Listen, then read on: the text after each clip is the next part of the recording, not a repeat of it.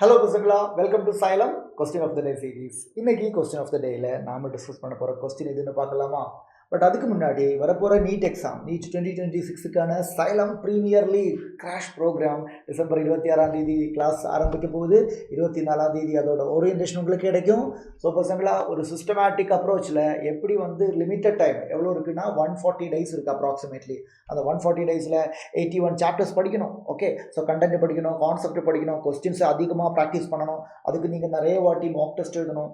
S, அந்த எல்லா பேக்கேஜுமே இதுக்குள்ளே இருக்குது. குவாலிட்டியான ஸ்டடி மெட்டீரியல் சிலபஸ் ஓரியன்டாக ப்ரிப்பேர் பண்ணியிருக்காங்க.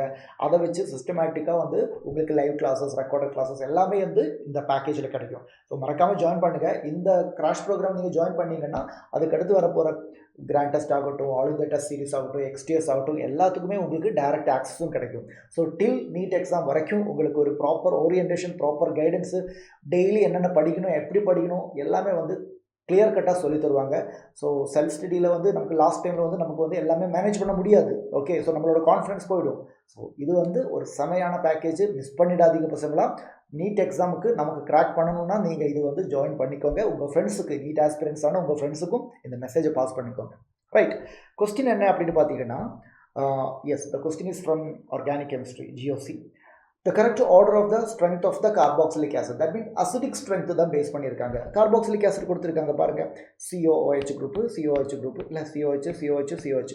நமக்கு தெரியும் ஆசிட் ஸ்ட்ராங்காக இருக்கணும்னா அந்த ஆசிட்லேருந்து H+ போனதுக்கப்புறம், ஆசிட்லேருந்து H+ போனதுக்கப்புறம் அந்த கான்ஜுகேட் ஆனியான் ஸ்டேபிளாக இருந்தால் போதும். ஸோ நான் என்ன பண்ணுறேன், எல்லாத்துலேருந்து H+ ரிமூவ் பண்ணுறேன். இது H+ ரிமூவ் பண்ணால் எப்படி இருக்கும் பாருங்கள். H+ ரிமூவ் பண்ணால் எப்படி இருக்கும் சொல்லுங்கள். 1 செகண்ட். எப்படி இருக்கும்? H+ ரிமூவ் பண்ணி பார்க்குறேன். இப்படி இருந்து H+ ரிமூவ் பண்ணால் இங்கே மைனஸ் வரும். இதே மாதிரி இங்கேயும் H+ ரிமூவ் பண்ணால் இங்கே மைனஸ் வரும்.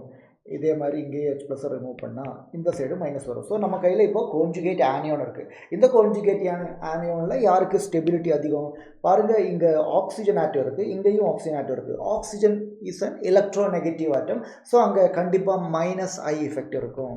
-I எஃபெக்ட் இருக்கும். ஸோ இங்கே -I எஃபெக்ட் இருக்குது, இங்கே -I எஃபெக்ட் இருக்குது. எலக்ட்ரான் வித்ட்ராயிங் எஃபெக்ட் என்ன பண்ணுவாங்க, நெகட்டிவ் சார்ஜை கம்மி பண்ணுவாங்க. ஸோ ஸ்டெபிலிட்டியை இன்க்ரீஸ் பண்ணுவாங்க. எலக்ட்ரான் வித்ட்ராயிங் குரூப்பு என்ன பண்ணுவாங்க, கான்ஜுகேட் ஆனியானோட ஸ்டெபிலிட்டி இன்க்ரீஸ் பண்ணுவாங்க. அப்போ ஃபஸ்ட்டு காம்பவுண்டில் யாரும் இல்லை, அந்த மாதிரி ஒரு எலக்ட்ரான் வித்ட்ராயிங் ஆட்டம் இல்லை. ஸோ அதனால் காம்பவுண்ட் நம்பர் 1 இவன் தான் லீஸ்ட் ஸ்டேபிள். ஸோ லீஸ்ட் ஸ்டேபிளை கிடச்சிச்சு. So it is like this, least stable 1 தான். அப்படி பார்த்தீங்கன்னா நமக்கு 2 ஆப்ஷன்ஸை எலிமினேட் பண்ண முடியும். லீஸ்ட் ஸ்டேபிள் 1 தானே, எஸ். அதுக்கப்புறம் நம்ம பாருங்கள், இந்த 2 compound number 2 and compound number 3 ரெண்டுலுமே ஆக்சிஜன் இருக்குது. ஆனால் நமக்கு தெரியும் inductive effect is a distance dependent effect. So க்ளோஸராக இருந்தால் இந்த -I எஃபெக்ட் காமிக்கிற குரூப்பு க்ளோஸராக இருந்தால் அதோட எஃபெக்டிவ் ரொம்ப எஃபெக்டிவாக இருக்கும். ஸோ இங்கே பாருங்கள், இந்த குரூப்பு இங்கே இருக்குன்னு வச்சுக்கோங்க. நம்பர் போட்டால் 1, 2, 3rd பொசிஷனில் ஆக்சிஜன் இருக்குது. இங்கே அப்படி இல்லை, 1, 2, 3, 4th பொசிஷனில் தான் ஆக்சிஜன் இருக்குது. கிளியராக பசங்களா? அதனால் பக்கத்தில் இருக்கிறாங்கல்ல இங்கே ஆக்சிஜன், அதனால் -I எஃபெக்ட் ஸ்ட்ராங்காக இருக்கும், ஸ்டெபிலிட்டி மோஸ்ட் ஸ்டேபிளாக இருக்கும். அப்போ compound number 2 should be the most stable. ரெண்டுக்கும் நடுவில் தான் 3 வரும். So 2, 3, 1 option 2 is the right answer. Okay, so inductive எஃபெக்ட்னா என்னென்னு உங்களுக்கு தெரியணும்.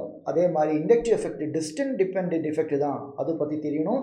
அதே மாதிரி ஆசிடோட ஸ்ட்ரென்த் கம்பேர் பண்ணும்போது அதோட கான்ஜுகேட் பேஸ் எடுத்து அதோட ஸ்டெபிலிட்டி கம்பேர் பண்ணால் போதும், அந்த ஒரு லாஜிக்கும் உங்களுக்கு தெரியணும். ஓகே பசங்களா? ஸோ இந்த மாதிரி கொஸ்டின்ஸ் அதிகமாக உங்களுக்கு கிடைக்கிறதுக்காக நம்ம கொஸ்டின் ஆஃப் த டே சீரிஸை ரெகுலராக ஃபாலோ பண்ணுங்கள், லைக் பண்ணுங்கள், ஷேர் பண்ணுங்கள். யாராவது சேனலை இன்னும் சப்ஸ்கிரைப் பண்ணலைன்னா உடனே சப்ஸ்கிரைப் பண்ணுங்கள்.